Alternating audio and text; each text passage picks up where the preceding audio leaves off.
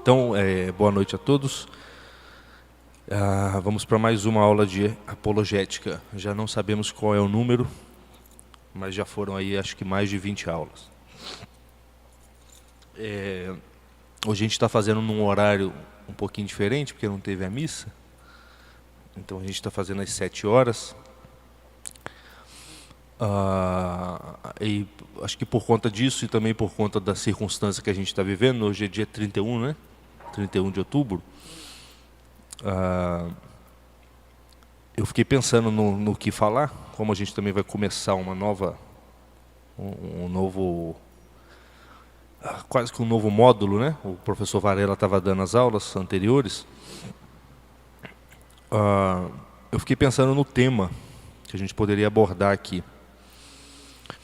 E em razão dessa peculiaridade do horário e da circunstância que a gente está vivendo, política, etc., eu pensei em falar de uma coisa que me veio a ideia agora, aqui no caminho, de falar de uma outra coisa que não está diretamente ligado com a apologética, mas está ligado de algum modo, né, na medida em que existem alguns pontos da doutrina que também são alvos de críticas e de ataques e que devem ser defendidos racionalmente. E esse assunto que eu decidi abordar aqui, que vai romper um pouquinho o que a gente tem falado até agora, toca nesses pontos. Então, assim, acho que a gente não vai fugir tanto da nossa proposta aqui. Isso tem a ver um pouquinho com aquilo que São Tomás de Aquino chamou de organismo espiritual. Na concepção de São Tomás de Aquino, você pode distinguir no ser humano quase que 3 organismos. É claro que o ser humano é uma coisa só, tá? Mas assim, didaticamente você pode distinguir ele 3 organismos. O organismo físico, que é o que a gente habitualmente chama de organismo, o nosso corpo com seus órgãos e o seu funcionamento. Existe um organismo psicológico, que diz respeito aos sentidos internos do ser humano, a imaginação, memória, algumas capacidades hoje um pouco desconhecidas que o ser humano tem, a chamada cogitativa, e aos apetites que ele possui também, o apetite concupiscível, o apetite irascível. Tudo isso forma uma espécie de estrutura interna que o ser humano tem e que não é exatamente corpórea. Embora ela esteja ligada aos órgãos corpóreos, embora a imaginação esteja ligada ao cérebro, a memória esteja ligada ao cérebro, o apetite concupiscível esteja ligado aos órgãos digestivos, sexuais, e o apetite irascível esteja ligado ao coração, ao fluxo sanguíneo, à respiração, essas operações em si mesmas não são físicas. Quer dizer, a raiva não é uma coisa física como o coração. O desejo não é uma coisa física como o seu estômago. E a imaginação também, os sonhos, as imagens mentais não são físicos como o cérebro. Então existe por cima do organismo físico uma espécie de organismo psicológico, composto por essas capacidades que nós temos aí, que eu listei. E acima desse organismo ainda existe o que São Tomás de Aquino chama de organismo espiritual, que é também um conjunto de elementos que funcionam em harmonia, por isso chamado de organismo, um conjunto de elementos que funcionam em harmonia e que dizem respeito mais propriamente à dimensão da nossa alma que não está diretamente vinculada ao corpo. Então, o organismo físico é o próprio corpo no sentido biológico. É o corpo no sentido em que ele é animado pela alma. A parte digestiva, a nossa parte que regula o crescimento, que regula o batimento cardíaco, etc. O organismo psicológico ou psíquico diz respeito a essas capacidades internas que nós temos, memória, imaginação, apetite concupiscível, apetite irascível, que são independentes relativamente do corpo, quer dizer, não se confundem com órgãos corpóreos, mas reverberam no corpo. De algum modo eles reverberam, redundam nos órgãos corpóreos, até precisam desses órgãos. Tá? E o organismo espiritual é aquele que não depende dos órgãos corpóreos. Ele está realmente desvinculado do corpo. É ele, por exemplo, que vai para o céu ou para o inferno. Então ele é o ponto mais fundamental da vida espiritual. A vida espiritual, num certo sentido, consiste em você desenvolver o organismo espiritual. Usar do organismo físico e do psíquico para desenvolver o espiritual. Quer dizer, diferente dos animais, o ser humano ele come, funda uma família, imagina, pensa, deseja, tudo em vista da produção de um organismo espiritual, que é o que vai definir o destino dele mesmo, já que ele é uma alma imortal, como a gente já demonstrou aqui em umas aulas anteriores. O que acontece é que, na medida que a gente sobe nessa escala, organismo físico, organismo psicológico, organismo espiritual, vai ficando mais difícil de você perceber o objeto próprio, o organismo próprio. Quer dizer, o organismo físico ele é bem intangível, ninguém duvida que tem um corpo. O organismo psicológico ele é mais sutil.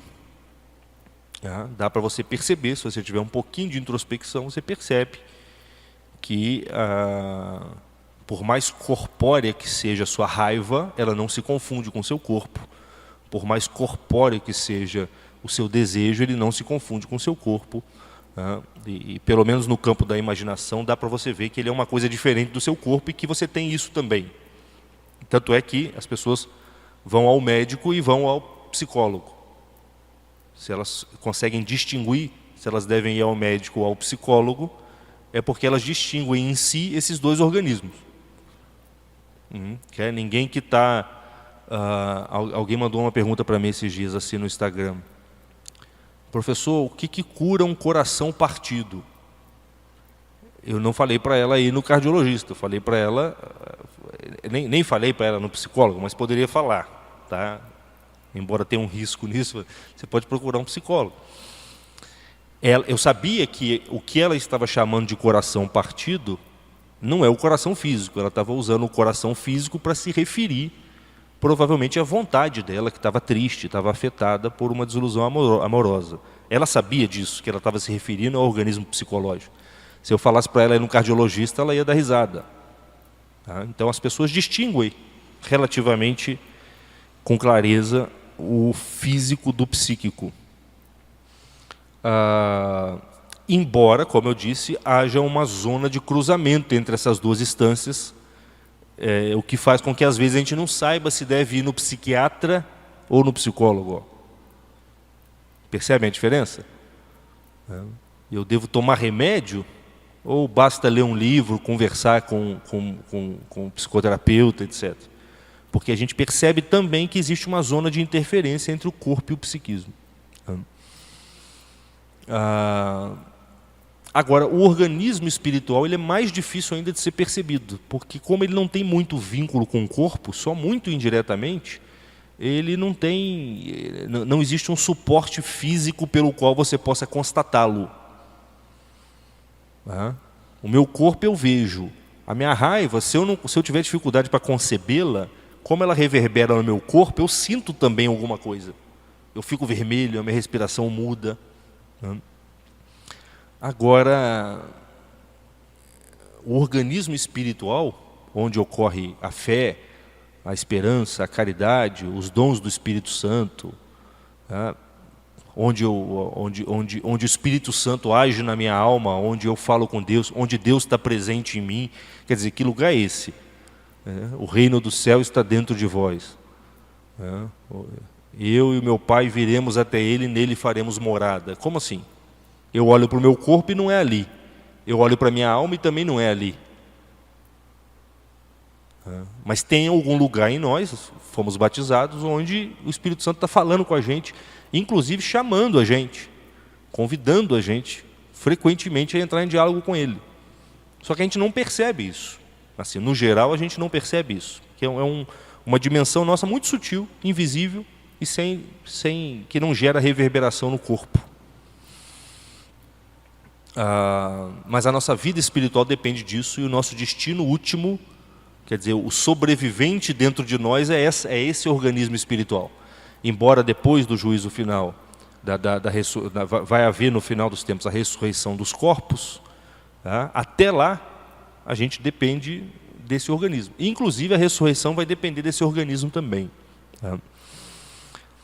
E eu vou tentar explicar um pouquinho desse organismo, como é que ele funciona, no intuito de jogar um pouquinho de luz. Isso também, como eu disse, vai servir para que a gente possa defender a nossa fé diante de pessoas que vão dizer que a fé é somente uma crença, que é um ato só da imaginação, que o Espírito Santo não fala com o homem porque o Espírito Santo não aparece, você não ouve a voz dele, isso é alucinação da cabeça das pessoas, ou é um inconsciente coletivo, qualquer coisa assim. Existem inúmeras explicações para esses fenômenos que só podem ser entendidos como são se você entender o que é o organismo espiritual.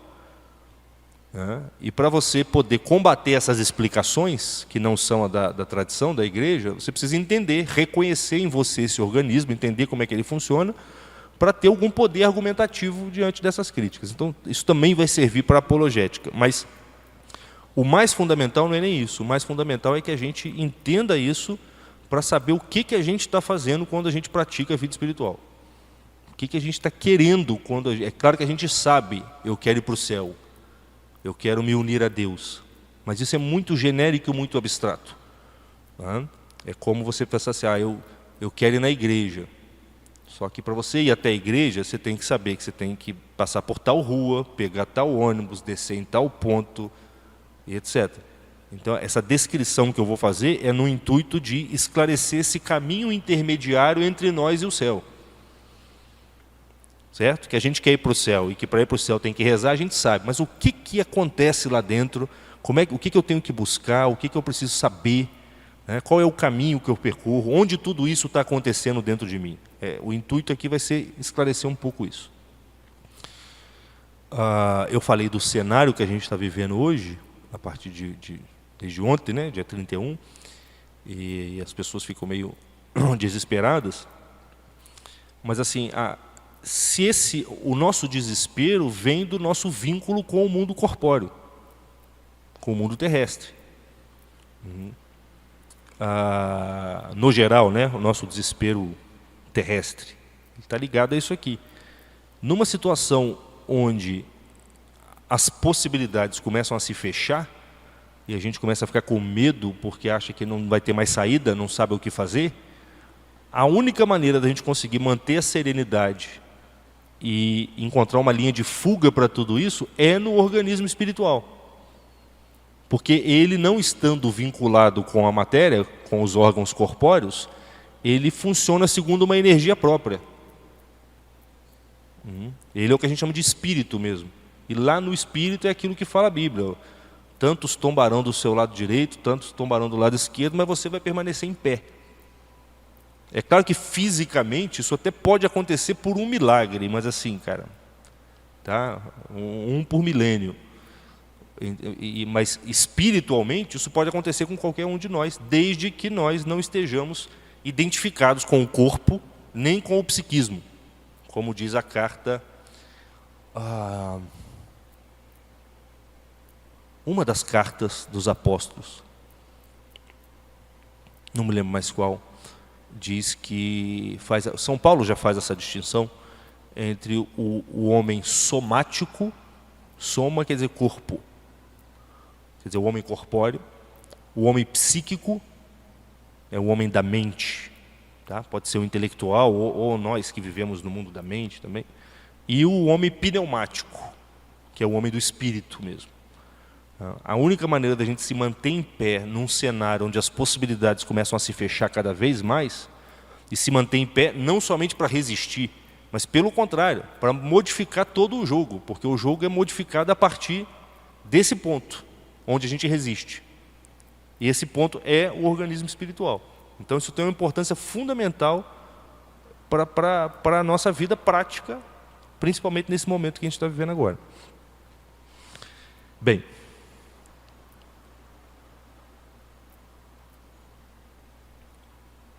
Ah,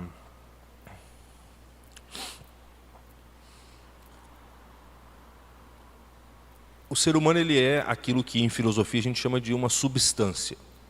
Já falamos disso aqui. O que é uma substância? Uma substância é um ser, uma criatura, né, um ente individual. É uma coisa que existe por si mesmo ou em si mesmo. Um exemplo prático. Se você pegar um gato, o gato tem uma substância, porque ele não existe em outra coisa. Ele existe nele mesmo. Agora, vamos supor que esse gato seja branco. O branco do gato não existe em si mesmo, mas existe no gato. Quer dizer que se eu tirar o gato, o branco vai embora junto. Mas se eu tirar o branco do gato, o gato continua. Percebe?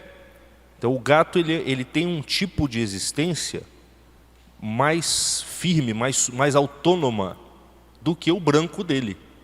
O branco é chamado de acidente. Toda substância tem os seus acidentes. Então, por exemplo, eu, Sérgio, sou uma substância, eu existo em mim mesmo. Mas eu sou professor, eu sou alto, eu sou magro, eu sou casado, eu tenho a pele de tal cor. Tudo isso são acidentes que eu tenho.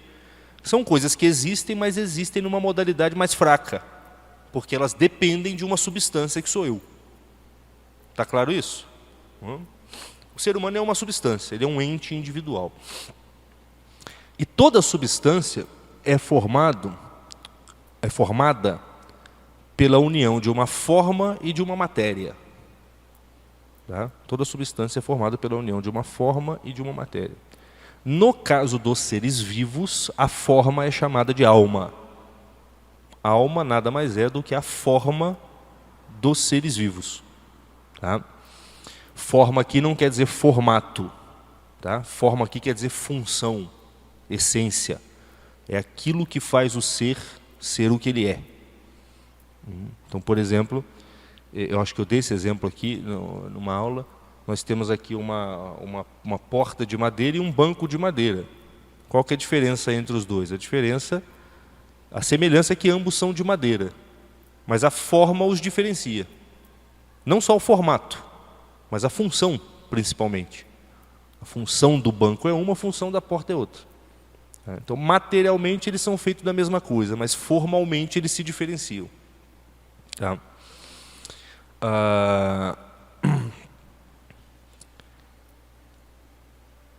No caso dos seres vivos, essa forma é chamada de alma. Por que ela é chamada de alma? Porque, olha só, nos seres inorgânicos, nos seres que não são vivos, vamos imaginar aqui um pedaço de uma bola de sinuca, É uma pedra. Vamos usar a bola de sinuca que é mais visível assim para a gente. Uma bola de sinuca.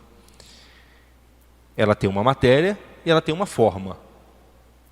Sei lá do que é feita a bola de sinuca. Uma pedra qualquer, essa seria a forma dela ali. Sei lá. Vamos chamar a forma de bola de sinuca mesmo, para resumir. Quando o taco bate na bola de sinuca, o que acontece com a bola de sinuca? Ela se move, de acordo com a orientação do taco. Aí ela bate numa outra bola, a outra bola se move também. Bate numa outra bola se move também. Não acontece mais nada. O movimento do taco, ao bater na bola de sinuca, ele simplesmente atravessa a matéria da bola de sinuca e reverbera na próxima bola. Gera um movimento, até que ela encontra uma outra bola, e esse movimento reverbera nela, até que ele vai se esgotando e uma hora para. Mas, dentro da bola de sinuca, esse movimento não sofre nenhuma modificação significativa. Ele transita pela bola de sinuca. Isso é chamado de movimento transeunte. O taco bate na bola de sinuca, ela simplesmente deixa esse movimento, passivamente ela deixa esse movimento transitar sobre ela e ele é projetado em outra coisa, em outra bola. Dá para entender o que eu estou dizendo? Agora, se eu pego o taco de sinuca e bato em um de vocês, também vai ter um movimento transeunte. Você também vai ser empurrado pelo taco, certo? Mas, além disso, aí dentro vai aparecer uma coisa chamada dor. Essa dor vai gerar uma imagem na sua mente. Por que esse cara está me batendo? Essa imagem vai gerar raiva. Essa raiva pode gerar um grito, pode mover sua língua e você gritar. E pode, inclusive, fazer você deliberar de pegar um taco e bater em mim também. Esses movimentos estão acontecendo dentro de você, dentro da substância que recebeu a tacada. Percebe que eles não são transeuntes? É diferente do movimento que simplesmente passa pelo corpo e o empurra, até reverberar num outro corpo. Esse movimento, o taco, é como se o taco batesse no corpo e ali dentro do corpo tivesse um monte de partes diferenciadas que vão reagir a esse movimento de modos diversos e vão começar a dialogar entre si, produzindo várias reações diferentes. Esse movimento não foi causado só pelo taco. Se fosse causado só pelo taco, a bola de sinuca também teria isso. Teria esses movimentos, mas ela não tem. O que causou esse movimento, além do taco? O tipo de forma que o ser humano possui. A alma humana. A alma humana, tá? Quando numa substância, num ser humano, recebe esse movimento, tá? Ela é complexa de tal modo, e isso significa ser vivo. Ser vivo é isso, ela é viva. Ela vivifica aquele corpo. Tá? E o que isso quer dizer? Quer dizer que o golpe que ela receber do taco vai gerar dentro dela várias reações diferentes, que vão permanecer dentro daquela substância, antes de sair. Esses movimentos são chamados de movimentos imanentes. Imanentes aqui quer dizer interno. Então, a bola de sinuca, as pedras, os corpos inanimados, só tem movimento transeunte. Você taca uma pedra no chão, nem a pedra nem o chão reclamam. Mas você taca uma pedra no gato, já tem movimento imanente. O gato vai miar, o gato vai fugir, o gato vai te arranhar, vai gerar hematoma. Você joga a pedra numa planta, também vai gerar movimento imanente lá dentro. Percebe? O próprio desenvolvimento de um vegetal já depende de movimento imanente, porque se você pega a semente e bota ela na terra, se você pega uma pedrinha e bota na terra, o que acontece? Nada, porque a terra fica só encostando na pedra. É um movimento transeunte, quase não tem movimento, fica um encostando no outro. Agora, se você bota uma semente na terra, o contato do mineral com a semente já produz na semente movimentos imanentes específicos, movimentos internos, que vai fazer com que ela comece a germinar, a brotar, a desenvolver folha, a desenvolver uma árvore, e cresce uma árvore imensa, de dentro daquela sementinha. Então, o que a gente chama de vida é um tipo específico de forma que algumas substâncias possuem, capaz de produzir movimentos imanentes, movimentos internos. Quer dizer, capaz de, ao ser afetada de fora, não simplesmente projetar esse movimento para fora, mas antes disso fazer com que ele passe por uma espécie de burocracia interna, departamentos internos, onde esse movimento vai ser processado das mais diversas maneiras, produzindo a nutrição, o crescimento, a reprodução, as sensações, a imaginação, a memória, os apetites, os afetos, os desejos, as paixões, as emoções, a vontade, as nossas deliberações, as nossas ideias, tudo isso. No ser humano, esse movimento imanente é muito grande, quer dizer, a alma humana é muito complexa. Porque uma tacada de sinuca numa pessoa pode gerar um livro, pode gerar uma revolução, pode mudar o curso da história. E mais ainda, essa tacada de sinuca pode ser sem querer. Não é difícil imaginar? Você está jogando sinuca, você sempre dá uma tacada para trás, assim, né? Aí bate num sujeito que está ali. Esse sujeito teve uma ideia. escreveu um romance, um livro. Esse romance foi lido por outro, aí gerou um movimento imanente no outro. E daqui a pouco você tem uma revolução social por conta disso. Não é difícil imaginar isso. Ó. E, no geral, essas coisas acontecem. Então, isso é a alma. Tá? A alma é essa forma especial que produz movimentos internos. É por isso que, quando você olha para o mundo mineral, parece que é um mundo feito de casca. Só tem partes externas. Né?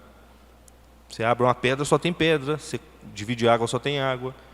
Quando você vai para o vegetal, você já consegue perceber que no vegetal tem uma interioridade. Tem algum dentro ali, que não é só o dentro físico. Tá? Tem um dentro orgânico ali, psíquico já, porque ele é vivo. Tá? Ele reproduz, etc. A gente poderia dizer hoje, tem uma energia ali. Tá? No caso dos animais, é mais evidente ainda, porque o seu cachorro lembra de você. O seu cachorro sente saudade de você. Tá? Ele imagina coisas, etc. E no caso do ser humano, não precisa nem falar nada, porque a gente está corporalmente, vocês estão todos parados aqui. E a gente está só no mundo da imanência das ideias, por exemplo, aqui. Ó. Cada palavra que eu falo, cada um aqui pensa um monte de outra coisa. Um exemplo junta com isso que eu falei, e às vezes se distrai, vai para outro lugar. Então, existe na natureza uma espécie uma espécie de aumento no grau de interioridade na medida em que você vai mudando as ordens de ser. Do mineral para o vegetal, a existência ficou mais interior. Do vegetal para o animal, ela ficou mais interior ainda. Do animal para o ser humano, ela ficou mais interior ainda. E a gente está só no nível do psicológico, ó. No caso do ser humano. Quando esse ser humano é batizado, ele recebe uma semente, um negócio ali na inteligência dele, que vai fazer com que ele seja capaz de se interiorizar mais ainda. Se interiorizar a tal ponto que essa interioridade dele vai tocar na interioridade divina. Estão percebendo? A natureza visível, física, se recolhendo, até chegar no homem. Esse homem puro, natural, já consegue entender que Deus existe. Cara, tem que ter um Deus nisso aqui, não é possível. Se esse homem é batizado e desenvolve esse organismo espiritual, ele não somente consegue conceber isso, como essa interiorização cresce tanto, é isso que se chama de as moradas, que Santa Teresa fala, ela cresce tanto que lá no fundo ele vai encontrar Deus. Aí ele vai falar, é aqui que Deus morava dentro de mim. Ele está aqui. Está dando para perceber? Então a própria natureza já é uma lição para o ser humano, se a gente olhar bem. Ela já está mostrando para a gente que o destino da existência é, assim, Deus ao criar tudo, ele exteriorizou. Agora nós temos que interiorizar. E a própria natureza já foi se interiorizando. Só que ela chega no homem. E o homem é um ser consciente. Essa interiorização tem que ser feita deliberadamente por ele. E isso é a prática da vida espiritual. A gente concluir, completar a interiorização que a criação já vem fazendo, lá do mineral até o humano. E quando a gente completa isso, a gente encontra com Deus lá dentro. E aí fecha o ciclo da existência. Então, é tudo uma questão dessa imanência, dessa interioridade aí que a alma humana é capaz de ter. Vejam vocês que isso é uma coisa muito razoável. A gente não está dando nenhum argumento lógico aqui, mas é muito razoável. Né? Não parece coisa de maluco. Pelo contrário, você olha e fala, parece que a natureza é assim mesmo. Né? Bem.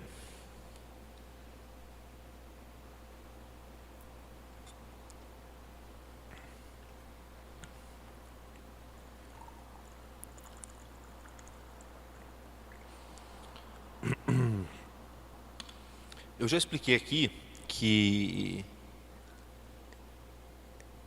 existe no ser humano uma capacidade que não depende de órgão físico, que é o que os antigos chamavam de intelecto.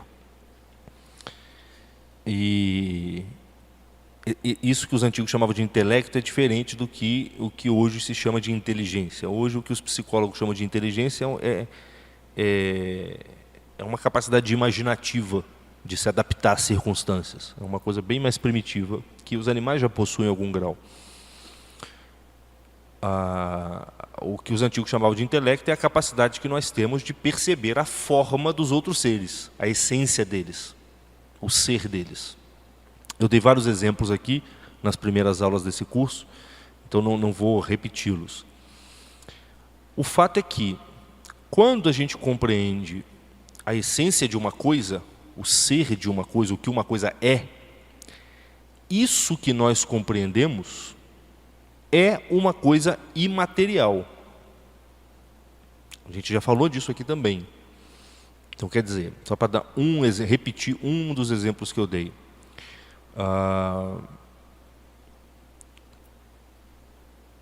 Quando você está aprendendo matemática, no começo você precisa de um monte de suporte material. Então você faz conta com bolinhas, né? 2 bolinhas, mais 2 bolinhas, 4 bolinhas, etc. Daqui a pouco você vai entendendo que aquilo que o professor está querendo ensinar não tem nada a ver com bolinhas. É uma estrutura que se manifesta nas bolinhas. Tanto é que ele troca de bolinhas para quadradinho, de quadradinho para carrinho e dá no mesmo. 2 mais 2 é igual a 4. Você fala, peraí, então eu estou entendendo uma coisa aqui que ultrapassa os objetos que estão sendo usados como exemplos. Daí a pouco ele usa número, ele te ensina a escrever os números e bota no quadro. E você também começa a perceber que aquilo não depende do desenho que ele faz no quadro. Até porque os números podem ser escritos de outras maneiras. Uma hora não tem nem bolinha, nem quadro mais. Você faz a conta de cabeça, porque você entendeu o que é o número 2, o que é o número 3, o que é um triângulo, o que é uma proporção, o que é divisão, o que é raiz quadrada. Você entendeu sem precisar pensar em bolinha e sem precisar desenhar nada. Esse objeto que você entendeu, que é o ser quantitativo, ele é imaterial. Ele não tem cor, não tem tamanho, não tem peso, e ele não precisa necessariamente estar na maçã, na laranja, na bolinha ou no que for. As coisas físicas participam dessa realidade quantitativa, mas a realidade quantitativa em si mesma não é física. Tanto é que as maçãs você come ela, mas o número 4 você não come. O fato de eu comer 4 maçãs aqui não elimina do mundo o número 4. Menos ainda elimina do mundo a proporção entre 2 mais 2, que dá 4. Então você captou um objeto imaterial. Totalmente imaterial. Não tem nada de material nele. Tá? Se a gente não tivesse uma capacidade imaterial para captar esse objeto, a gente teria que sempre fazer contas por meio de bolinhas.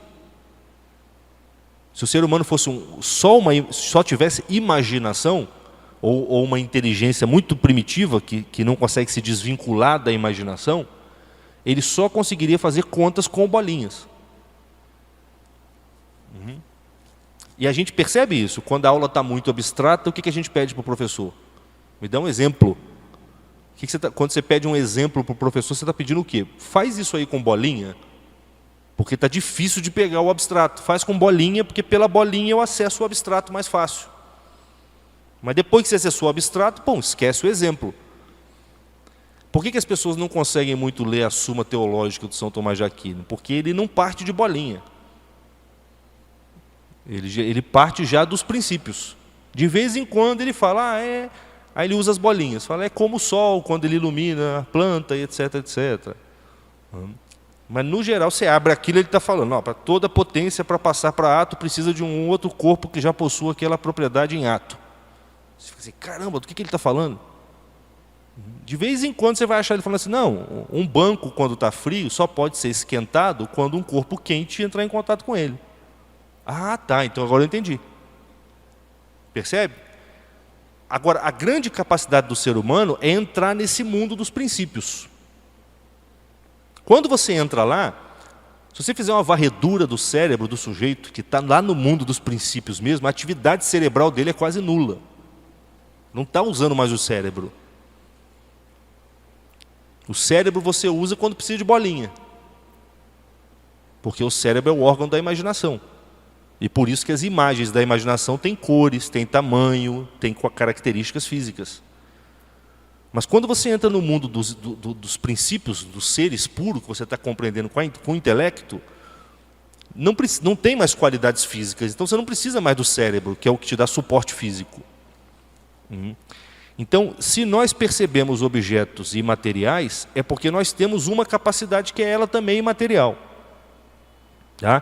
Peço desculpa que eu estou repetindo isso aqui, eu já falei em outras aulas, a aula da imortalidade da alma eu falei exatamente disso, mas é porque eu preciso repetir em vista do ponto que eu quero chegar. Então nós temos não só uma capacidade de perceber objetos imateriais, como nós temos uma capacidade que é ela mesma imaterial. O nosso intelecto é imaterial. Está claro isso? Sim? Se ele não fosse imaterial, ele ia ter que receber o imaterial materialmente. Eu ia precisar de bolinha para fazer conta. Está claro?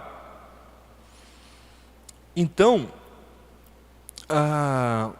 nós temos não só a capacidade de perceber o imaterial, como nós temos uma capacidade que é ela mesma imaterial, que é o intelecto. O intelecto já pode ser chamado de espírito. Espírito é o nome que nós damos para aquelas funções da nossa alma que não dependem do corpo. Então a minha inteligência é uma função espiritual da minha alma. Eu posso chamar de espírito. O que a Bíblia chama de coração, muitas vezes, são essas regiões da alma que não dependem do corpo. Então na Bíblia, esse coração às vezes é a inteligência, às vezes é a vontade, que também é imaterial, não vamos falar dela aqui por enquanto. Só que tem um ponto mais interessante ainda, que é o seguinte: a minha inteligência, ela é uma potência que eu tenho, ela é uma capacidade que eu tenho, ela não sou eu, ela é algo que eu tenho e que eu posso usar, e que às vezes eu uso, às vezes não. Às vezes eu estou entendendo, às vezes eu não estou entendendo. Então ela é só uma potência minha, ela não se confunde com a minha identidade. Eu não sou a minha inteligência. Eu sou um sujeito que possui uma inteligência, ou seja, a minha inteligência é um acidente da substância que eu sou. Lembram que eu falei do gato e do branco do gato? Então, eu sou o gato, a inteligência é o branco. Quer dizer, ela está para mim como o branco está para o gato. Ele é um acidente. E ele é um acidente que, ora eu exerço, ora não. Ele é uma potência, eu posso exercê-lo ou não. Isso quer dizer o quê? Que a minha inteligência depende de um sujeito que exista por trás dela, sujeito que ele mesmo tem que estar sempre em ato. Quando eu falo ato, vocês entendem? Estar em ato é estar existindo atualmente, vamos dizer assim. Estar em potência, assim, pode existir, mas não está existindo ainda. Ou pode ser executado, mas não está sendo executado ainda. A minha inteligência existe em potência, às vezes eu uso, às vezes não. Mas como ela é um acidente, ela depende de um sujeito por trás que esteja sempre em ato, para poder sustentá-la. Esse sujeito sou eu. Então eu estou sempre em ato. Tá? Eu estou sempre em ato. O meu ser, do ponto de vista do ser. Eu estou sempre em ato. Em filosofia a gente chama isso de ato primeiro. É o ato primeiro da minha existência. Repare que assim, às vezes eu estou entendendo, às vezes não. Mas não tem uma vez que eu sou o Sérgio e outra vez eu não estou sendo o Sérgio. Eu sempre estou sendo isso que eu sou. Depois de estar sendo sempre isso que eu sou, eu posso falar ou não, eu posso entender ou não, eu posso caminhar ou não. São todas potências acidentais que eu tenho. Deu para entender até aqui? Então olha só, se a minha inteligência tem que ser imaterial para poder captar um objeto imaterial, isso que eu sou e que dá suporte para a minha inteligência também tem que ser imaterial, para poder ter um acidente, uma potência, uma capacidade imaterial. Então tem algo, tem um núcleo na minha alma que também é imaterial. São Tomás chama isso de essência da alma. Então a minha alma está unida ao meu corpo, tá? Tem várias potências na minha alma que dependem da união entre alma e corpo. Então, por exemplo, para eu ver é uma potência. Às vezes eu estou vendo, às vezes não. Estou vendo, agora eu não estou vendo. Só que ela depende do olho. Então ela é uma potência que não está enraizada nesse núcleo da minha alma do qual eu falei agora. A essência da alma. Porque como ela depende de um órgão corpóreo, que é o olho, ela tem que estar enraizada no ponto onde a minha alma está unida com o corpo. E não nesse núcleo da minha alma que é independente do corpo. Essa parte é um pouquinho mais difícil, mas dá para entender? Não. Se a minha potência visiva, a potência que eu tenho para ver, depende do meu olho, essa potência não pode ser espiritual. Então ela não pode estar enraizada no núcleo da minha alma, na essência da minha alma, que é espiritual. Ela tem que estar enraizada no ponto onde a minha alma se une com o meu corpo. Então ela é uma potência da substância que eu sou, do composto alma e corpo que eu sou. A minha inteligência, que não depende de órgão nenhum, ela está enraizada não no composto de alma e corpo que eu sou, mas somente naquele núcleo da minha alma, que não depende de órgão corpóreo nenhum. No meu eu espiritual, a gente poderia dizer. Certo? Bem.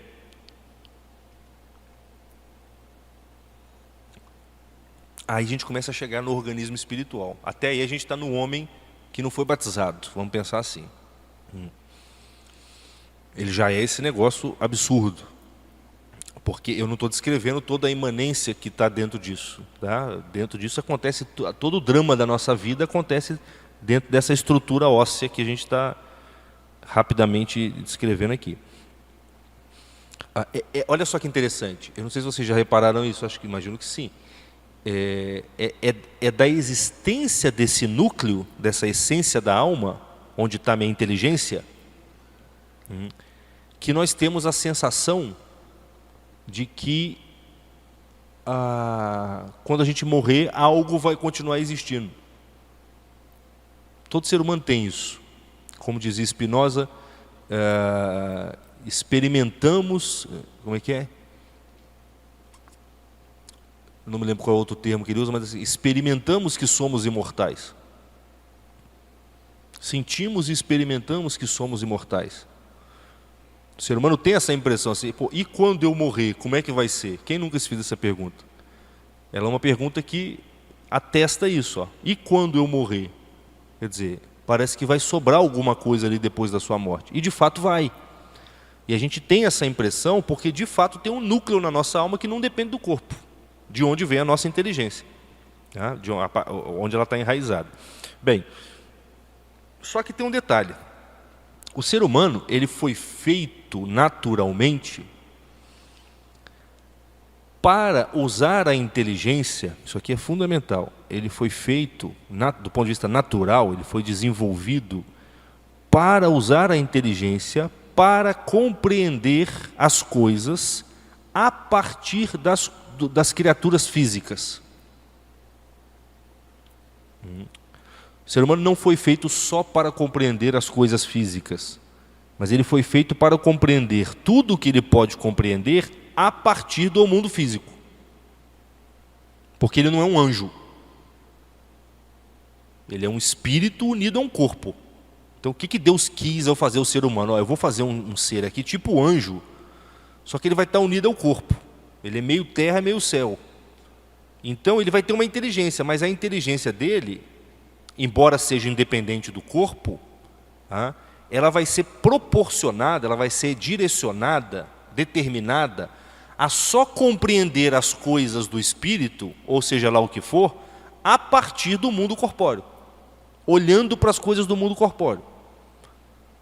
E é por isso que Deus faz o mundo físico cheio de símbolos, para você olhar para o sol, e a partir do sol você tem um elemento para pensar e chegar em Deus. Do mesmo jeito que olhando para as maçãs, para as bolinhas, você chega no número 4, nas operações matemáticas, tá? Olhando para o sol, para o movimento do sol, você pode chegar na compreensão de Deus. Olhando para os oceanos, você pode compreender alguma coisa sobre a alma humana, e assim por diante. Olhando para os animais, você pode compreender uma série de propriedades de natureza espiritual. E é por isso que a Bíblia é escrita em linguagem simbólica também. Além da linguagem literal, ela tem uma camada simbólica, onde cada bichinho, cada plantinha, cada criatura física está ali para que a sua inteligência, a partir dela, abstraia um princípio que existe, mas que está oculto para você. Você só pode chegar nele a partir daquilo. Se não tivesse as bolinhas, você nunca ia compreender as operações matemáticas. Mas depois de compreendida, você não depende da bolinha mais. Deu para entender isso? Se não tivesse bolinha para você fazer conta, você não. É por isso que as crianças precisam das bolinhas. Se não tivesse, você não ia conseguir aprender essas verdades matemáticas, porque você não é um anjo. O anjo apreende elas diretamente lá na mente divina. Você apreende por abstração. Então você olha para o mundo físico, aí aqui dentro a sua inteligência começa a operar e capta os princípios. Aí depois tudo bem, você pode descartar um pouquinho o mundo físico. Então peguem esse ponto, que ele é importante.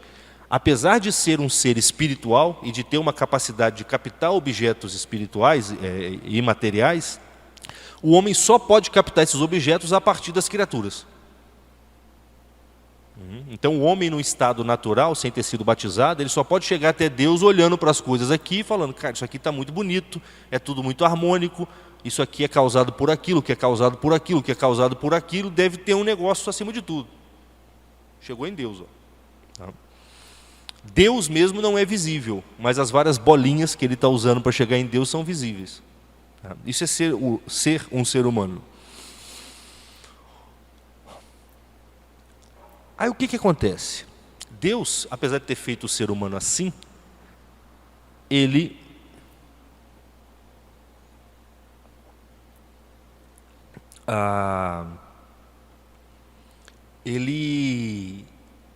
quis que o ser humano tivesse um contato mais íntimo e direto com ele.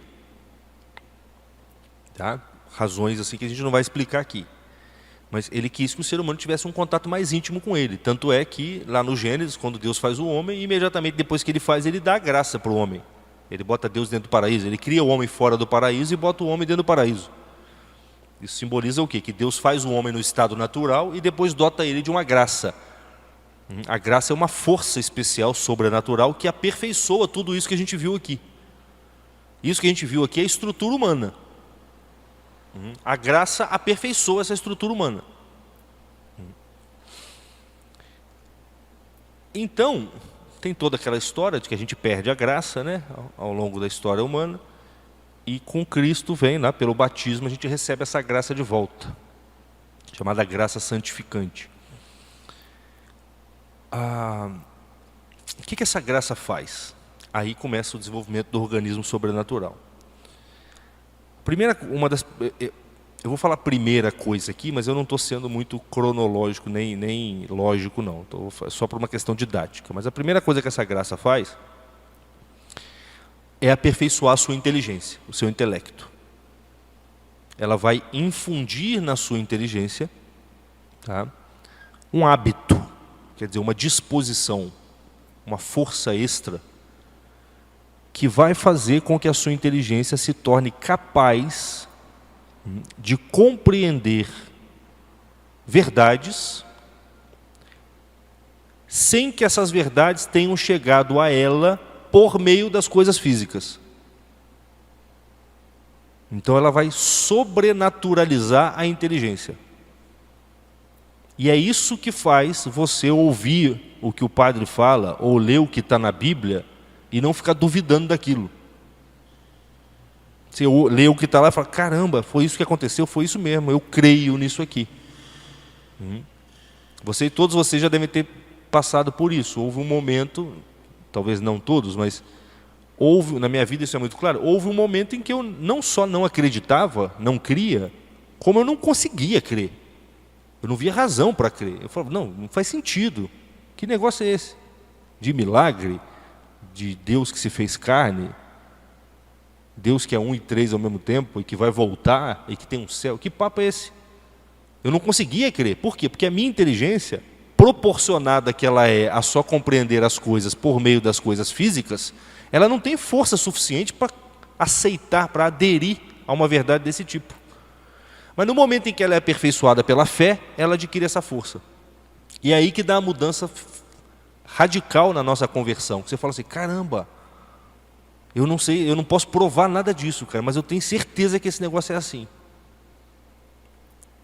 Por quê? Porque a graça santificante aperfeiçoou a sua inteligência e deu para ela uma capacidade extra para que ela começasse a aderir a verdades que chegaram pelo ouvido. E não mais pelos olhos, vamos dizer assim. Né? A fé vem pelo ouvido, quer dizer, a fé é o seguinte, é um conjunto de verdades que vem sendo transmitida. Cara.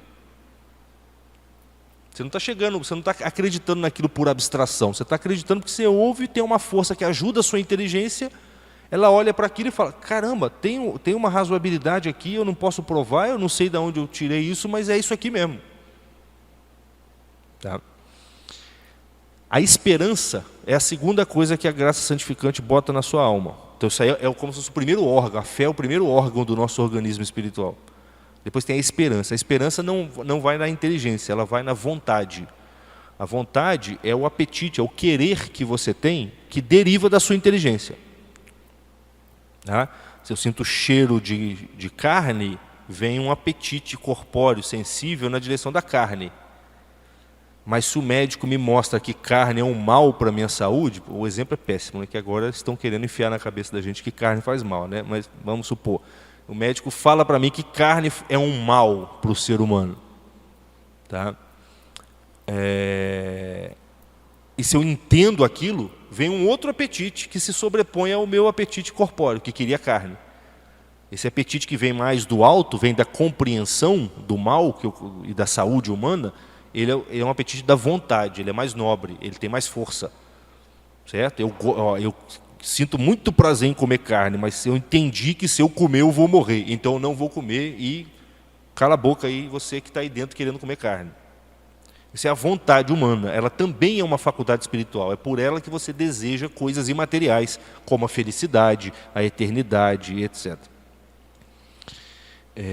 Inclusive o comunismo, tá? Que é desejado por uma perversão da vontade, mas isso só é possível, um animal não poderia desejar uma coisa como o comunismo. Mas o ser humano pode, basta que a vontade dele esteja, ou a inteligência esteja pervertida. Aí, por isso que o comunismo é uma imagem do céu. A sua vontade quer no fundo o céu, mas se as suas ideias estão embaralhadas, você vai começar a achar possível o céu na terra e vai começar a desejar esse céu na terra. A consequência vai ser que vai ter que ter um juízo final também, para entrar no céu. Vai ter que ter um salvador também. Vai ter que ter sentenciamento também, alguns vão ter que ir para o inferno. E quem vai fazer tudo isso se a coisa é na terra? Vai ter que ser você, ou os amigos do partido, entendeu? Então vai ter o juízo final aqui, etc. A esperança, ela vai ser uma virtude, uma disposição que Deus vai colocar na sua vontade para que você possa desejar aquelas verdades que a sua inteligência agora é capaz de compreender e de aceitar, porque ela foi aperfeiçoada pela fé. Não adiantaria nada a sua inteligência agora entender o que é o céu, mas a sua vontade só conseguir desejar a felicidade no sentido mais humano. Então ele aperfeiçoa a sua vontade para que você possa desejar o céu também. Então você começa, caramba, agora eu quero esse negócio, eu quero ir para o céu, eu não quero o inferno. Todos vocês devem ter passado por isso também, um momento na nossa conversão que você começa a repudiar o inferno. Fala, caramba, eu não quero aquilo lá não. Aí você começa a não entender como é que as outras pessoas não se preocupam com isso. Então a vontade, a esperança é uma virtude que aperfeiçoa a vontade para a sua vontade começar a apetecer aquelas coisas que a inteligência agora entende pela fé. E a caridade é uma virtude que também aperfeiçoa a sua vontade, mas não para você desejar, mas para você já começar a fruir desses objetos celestiais, dessas coisas que você está entendendo e aderindo pela fé. Então, por isso que a caridade é a mais importante, porque é ela que vai fazer com que o seu organismo espiritual entre em contato com Deus mesmo. Esse contato se dá pelo desenvolvimento da caridade, principalmente. Tá? Então, as faculdades espirituais humanas foram sobrenaturalizadas. A fé agora, a inteligência agora pode compreender coisas diretamente, por revelação, Seja pela transmissão, ou seja durante a oração, Deus fala com você, te ilumina. A sua inteligência agora você pode falar diretamente com Deus. É claro que você podia rezar antes, mas a oração do sujeito que está fora do estado de graça, ela tem uma eficácia muito genérica. Ela tem uma eficácia somente para ele se converter. Depois que ele se converte é que a sua oração começa, que Deus começa a ouvir mesmo aquilo que você está pedindo. Porque agora uma via, como diz Santo Antão, as virtudes teologais, fé, esperança e caridade, são como que canais que Deus cria entre a sua inteligência, o seu espírito e Ele. Então agora você tem uma via direta para falar com Deus e para querer as coisas de Deus. A inteligência é aperfeiçoada pela fé, a vontade é aperfeiçoada pela esperança e pela caridade. Já é a estrutura básica do organismo espiritual. Só tem um detalhe.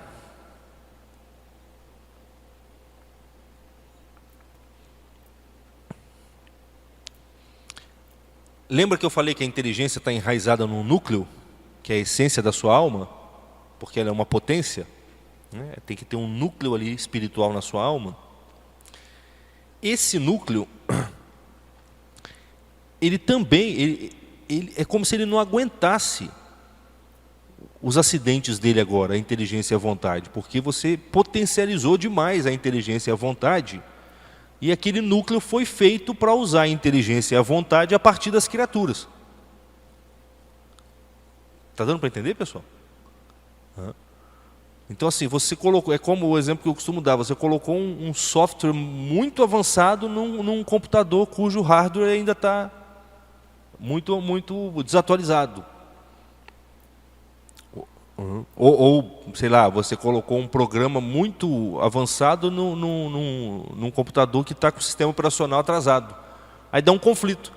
Por quê? Porque o computador não vai conseguir executar aqueles programas com toda a potência deles. Então, se a essência da sua alma foi feita para que você inteligisse os princípios, as coisas, a partir das criaturas, na medida em que a sua inteligência e a sua vontade são aperfeiçoadas para que você possa inteligir e desejar coisas diretamente do céu, reveladas para você, é preciso também aperfeiçoar aquele núcleo onde a sua inteligência e a sua vontade estão enraizadas, que é a essência da sua alma.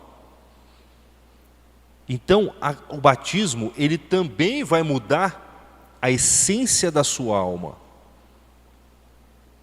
E tem várias explicações para como isso se dá.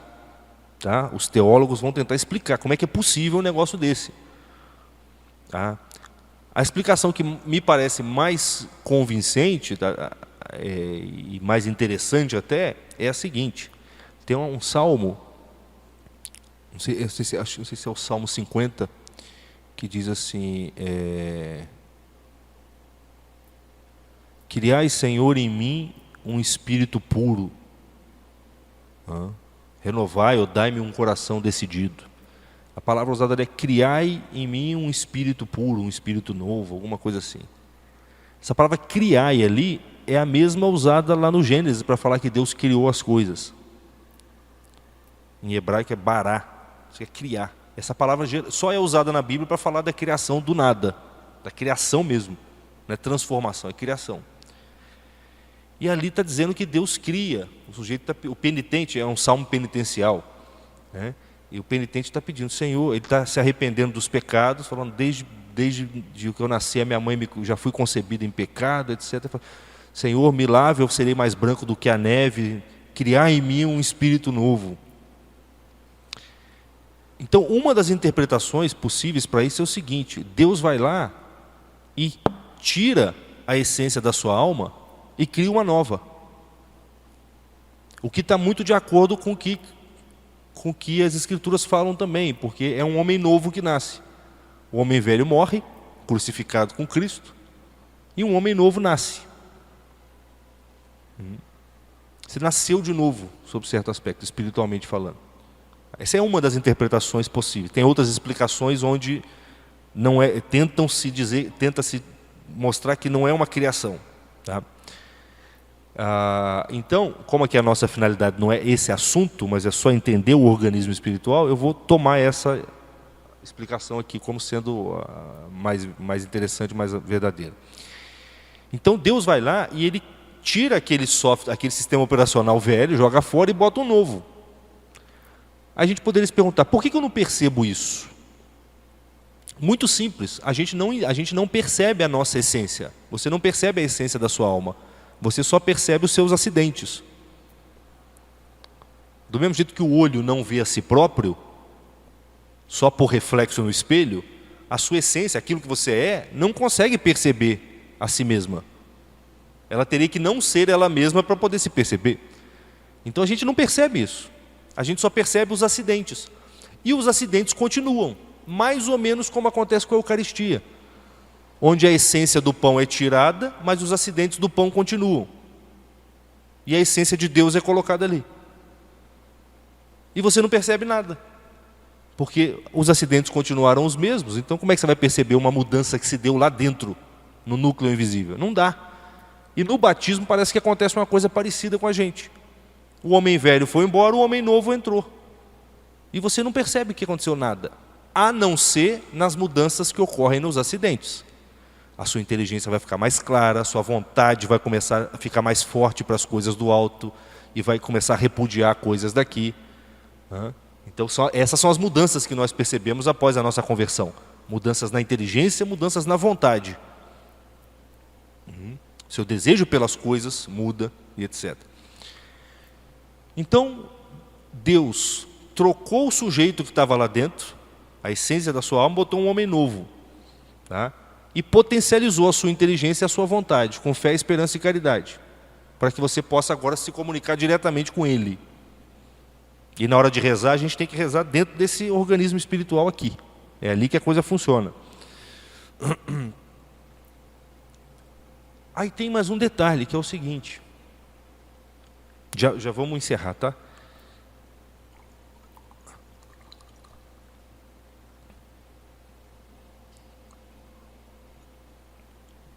Essas virtudes, fé, esperança e caridade, elas são colocadas em nós em germe, tá? Elas têm que ser desenvolvidas pela prática. Então, assim, na medida, se você é batizado, mas nunca mais volta na igreja, você não vai perceber mudança nenhuma, porque a mudança se percebe nos acidentes. Então você vai ter que rezar, estudar, meditar, aí você vai começar a perceber, porque essas virtudes vão crescer. E como todo organismo, elas crescem juntas. Igual no nosso corpo, coração, pulmão, tudo cresce junto, elas vão crescendo juntas. Tá? E formando uma estrutura complexa, que é o motor da santidade. A santidade nada mais é do que o desenvolvimento desse organismo. Só que é o seguinte, Deus pensa assim, caramba, mas agora, eu fiz agora, eu aperfeiçoei o homem. Ele pode falar diretamente comigo e receber diretamente de mim. Só que ele tem um corpo. E ele foi feito para agir no mundo. E as potências pelas quais ele age no mundo ainda são aquelas naturais que eu dei para ele. Elas são até capazes de seguir a razão dele, mas não são capazes de seguir a fé. Quer dizer, o concupiscível, o irascível, quer dizer, o nosso desejo, a nossa força de enfrentar os obstáculos, nosso senso a nossa vontade, tal como direcionada para os outros, para agir na sociedade, perante as pessoas, a nossa chamada razão prática, que é a razão que a gente usa para avaliar circunstâncias, tomar decisões práticas, todas essas capacidades que nós temos para agir no mundo não foram aperfeiçoadas. Elas ainda estão no estado natural. E, portanto, no máximo, com muito esforço, se você tiver virtude, as virtudes chamadas cardeais, temperança, coragem, justiça e prudência, se você tiver isso, elas podem obedecer à sua razão, à sua inteligência, no estado puro. Mas elas não conseguem obedecer à inteligência potencializada pela fé. Porque elas foram feitas para obedecer verdades captadas por meio das criaturas, que são verdades mais baixas, verdades mais simples. Para elas se moverem segundo a fé e a caridade, Deus vai ter que aperfeiçoá-las também. Está entendendo? Você está botando um software no computador, mas ele não está rodando porque o sistema operacional é ruim, você muda o sistema operacional, mas ele está entrando em conflito com outro software que é ruim, ele precisa de mais alimentação de energia, você tem que mudar a tomada, a fonte de energia. Deus está fazendo isso. Então, junto com as virtudes teologais e com essa mudança radical lá no seu ser, que é essa transformação interna, Deus vai aperfeiçoar as suas potências voltadas para o mundo prático, que é a sua razão prática, a razão deliberativa que você usa para tomar decisão, a sua vontade, no sentido da vontade voltada para a ação no mundo, perante os outros principalmente, o seu apetite irascível, que é a força que você tem para enfrentar as dificuldades, e o seu apetite concupiscível, que é a força que você tem para desejar as coisas e fugir do indesejável. Então ele vai te dar virtudes cardeais infusas. Além das virtudes cardeais que você pode adquirir por treino, adaptando as suas paixões, os seus apetites na sua razão, Deus te dá virtudes cardeais do alto, que vão fazer com que esses apetites, essas forças que você tem voltadas para o mundo prático, obedeçam não somente à razão, mas obedeçam à razão aperfeiçoada pela fé, pela esperança e pela caridade.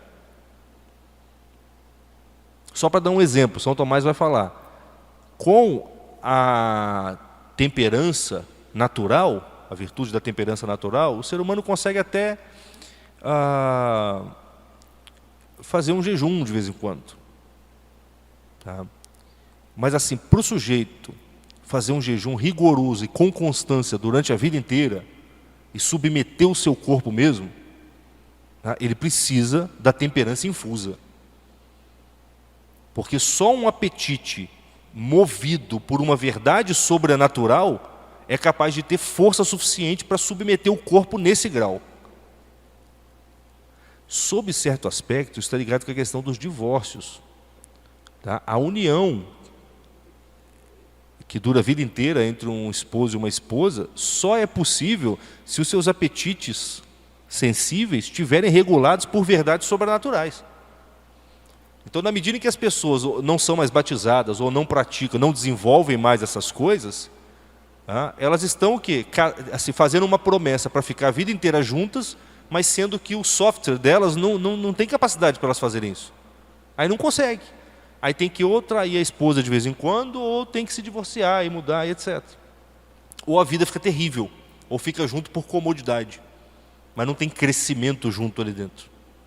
Estão percebendo? Então Deus dá para a gente uma mudança substancial lá dentro, trocou o homem velho pelo novo, aperfeiçoou a inteligência e a vontade com as virtudes teologais e aperfeiçoou as nossas potências mais voltadas para o mundo, com as virtudes teologais infusas. Temperança, fortaleza, justiça e prudência infusas, que vão fazer as suas potências seguirem as verdades da fé. É aí que você entende a força que os mártires tinham, por exemplo. Para ir cantando para a boca do leão. Só que Deus quer mais. E aí a gente finaliza a aula. Ele fala o seguinte, tá, agora está perfeito o negócio. Ele tem ali, ele se comunica comigo direto. Ele é um homem novo, agora ele é filho de Deus e não servo de Deus mais. O homem velho foi embora, o homem novo ficou. Está certo que os acidentes do homem velho ficam. Por isso que a gente tem que continuar lutando contra o homem velho, porque os maus hábitos ficam. Mas aí, trocou o homem velho pelo homem novo, sobrenaturalizou a inteligência e sobrenaturalizou as potências sensíveis, que estão enraizadas ali no corpo e na alma, para que elas possam seguir as virtudes teologais. Então esse é um homem filho de Deus no mundo. Tá? Ele age no mundo sempre a partir da fé. Só que eu quero mais, porque o que acontece? Apesar dele estar todo sobrenaturalizado, ele ainda está agindo ao modo humano. Está certo que a inteligência dele foi sobrenaturalizada, mas quando eu sobrenaturalizo a inteligência dele com a fé, é como se as verdades, é como se o espírito fosse um pouco filtrado e achatado, porque querendo ou não ele ainda está caindo num receptáculo humano, que é a inteligência humana. É como se, assim, desculpa o termo, tá? Mas é como se fosse uma gambiarra. É como se Deus tivesse feito uma gambiarra. Assim, ó, eu aumentei a capacidade da inteligência dele, mas ainda é uma inteligência humana. Quer dizer que quem está agindo ainda é ele. E eu quero mais para o ser humano. Eu quero que o agente seja eu. Eu quero que ele seja uma película transparente para eu agir através dele. Está certo que ele está inteligindo, conhecendo as coisas sobrenaturalmente. Está certo que ele está apetecendo as coisas sobrenaturalmente. Está certo que ele está até agindo no mundo sobrenaturalmente. Mas ainda ele está fazendo tudo isso a modo humano. Porque ele está fazendo tudo isso a partir da inteligência, da vontade e dos apetites humanos. Ainda que aperfeiçoados. Está dando para entender isso? Aí o que Deus dá ainda com o batismo? Os chamados dons do Espírito Santo. Que são como que dispositivos que ele vai colocar em cada uma das nossas faculdades. Inteligência especulativa, inteligência prática, concupiscência, irascibilidade, vontade. Ele vai preencher com 7 dispositivos específicos que vão tornar essas faculdades dóceis aos movimentos que vêm direto do Espírito Santo. De modo que o próprio Espírito Santo possa mover o ser humano, sem que esse movimento passe pela própria inteligência humana, no sentido, sem que ela passe pelo próprio sujeito humano, num certo sentido. Esses dons são os 7 dons do Espírito Santo que a gente conhece. O temor a Deus, a piedade, a fortaleza, o conselho, a ciência veio antes, aí eu pulei, o entendimento e a sabedoria. Essas coisas não são humanas. E é por meio delas que o homem se torna divino. É aí que acontece a divinização humana, a deificação humana que Deus promete. Lembra que Cristo fala, Pai, que eles sejam um comigo como eu sou um com o Senhor. Então, o grande objetivo do cristianismo é essa divinização do ser humano. E isso acontece quando o ser humano se torna tão transparente, tão dócil ao Espírito Santo, que o próprio Espírito Santo começa a agir sobre ele. Inspirando a sua inteligência, inspirando a sua vontade, o seu conselho, os seus apetites, etc. Isso tudo é organismo espiritual. É claro que a gente poderia detalhar a relação, porque cada um desses dons do Espírito Santo tem uma relação específica com a fé, com a caridade, com a inteligência, com tal apetite, etc. Mas aí não tem tempo para a gente fazer isso. Mas eu queria falar disso para a gente entender que a única coisa que pode fazer com que a gente não deposite as nossas esperanças no mundo é a gente desenvolver esse negócio. Porque aí realmente você vai estar vinculado, ancorado numa coisa sobrenatural que não é afetada em nada por esse mundo aqui. E uma sociedade que está decaindo, ela só pode ser restaurada por pessoas que estão nesse nível. Você não precisa ser santo de 7ª morada, mas você tem que ter isso aqui desenvolvido. Senão você não tem força para criar uma sociedade do nada, como os primeiros cristãos tiveram, no meio de um mundo extremamente hostil, na época do Império Romano, para criar uma sociedade que está durando até hoje. E que não está em decadência, ela está contaminada por um monte de vírus. A nossa sociedade está robusta, mas ela está contaminada por a gente localiza muito bem os vírus. Nós somos um organismo que está vendo que está sendo atacado. Então a gente tem que começar a buscar isso. Isso é aquilo que as Escrituras falam.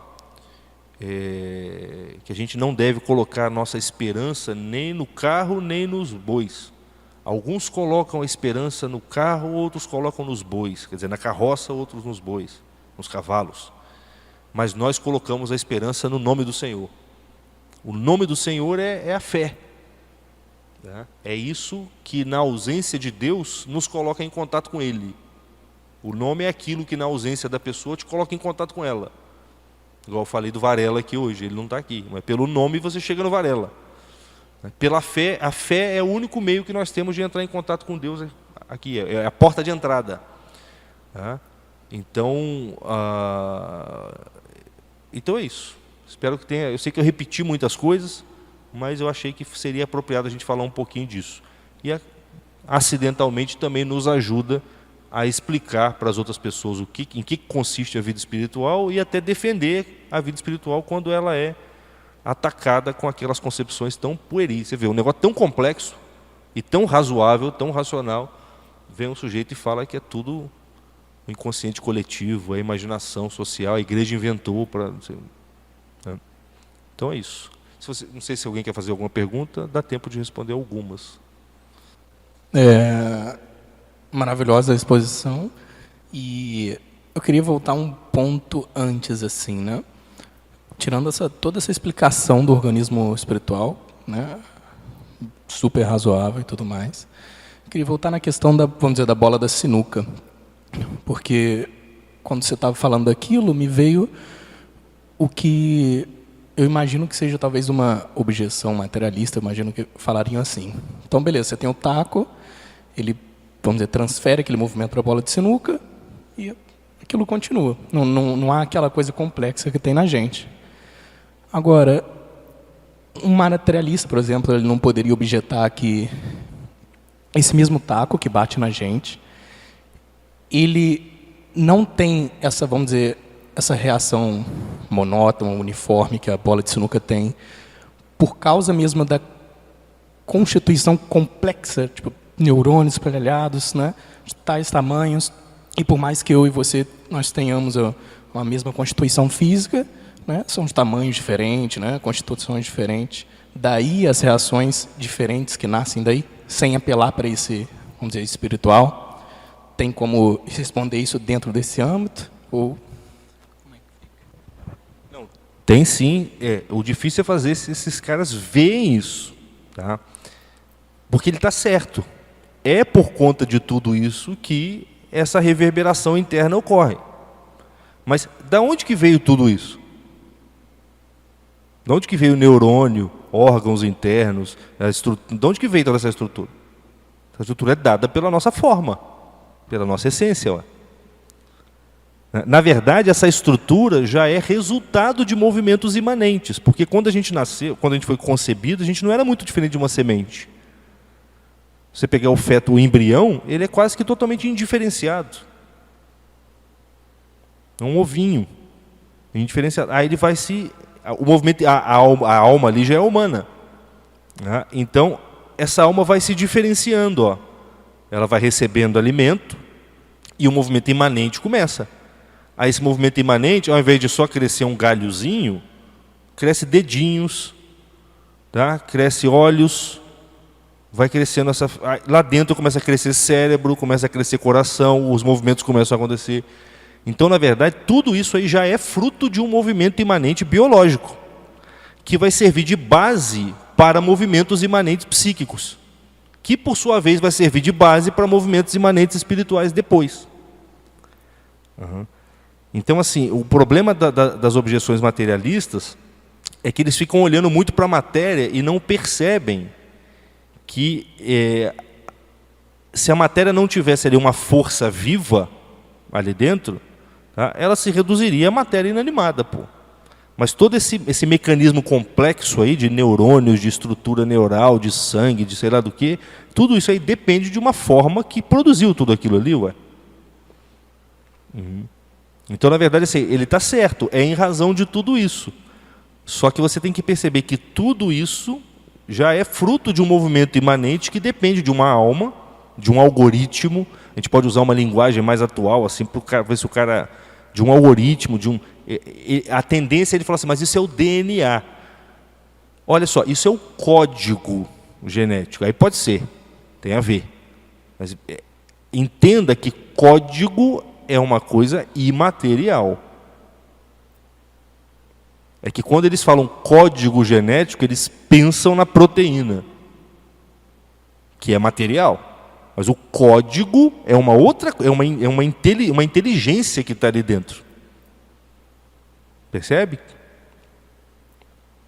Então é por aí que tem que ir. Mas esse tipo de argumentação é difícil. A gente tem que ir meditando nisso em casa, desfazendo essas objeções em nós mesmos e quando elas aparecerem com os outros, a gente com muita calma tem que ir colocando isso. E no começo a gente falha muito, porque o cara vem com um monte de outros argumentos, a gente fica sem...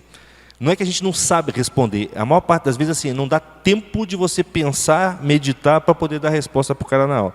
Porque, no geral, essas objeções são simplistas. E a gente precisa de um pouco de tempo para pensar.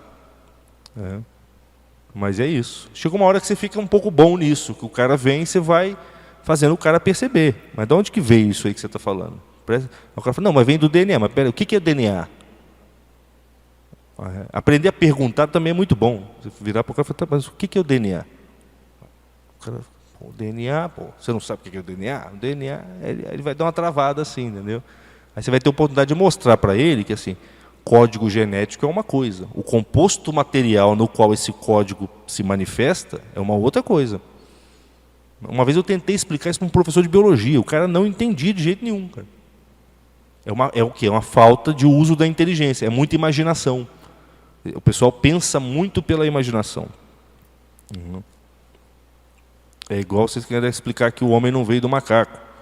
O cara fala, não, mas não é que foi do macaco para o homem. Teve intermediários. Tá, mas assim, em algum momento, um não-homem gerou um homem. Quer dizer, em algum momento de uma espécie nasceu outra espécie, pô. E o que é ser homem? Ser homem é falar, é pensar. E o que é ser não-homem? É não falar e não pensar, pô. Então, em algum momento, em algum ponto, não importa o número de intermediários que você coloca, um ser que não pensava e não falava, tá, gerou um ser que pensava e que falava. E o ser que pensa e que fala só se desenvolve na presença de outro ser que fala e que pensa. Por isso que a gente fala com as crianças. E, no geral, o ser que pensa e que fala, isso é biologicamente constatável, tem menos instinto. Porque a inteligência nada mais é do que um instinto autoconsciente. Então, a carga instintiva humana é menor para que a consciência você faça os atos mais deliberadamente.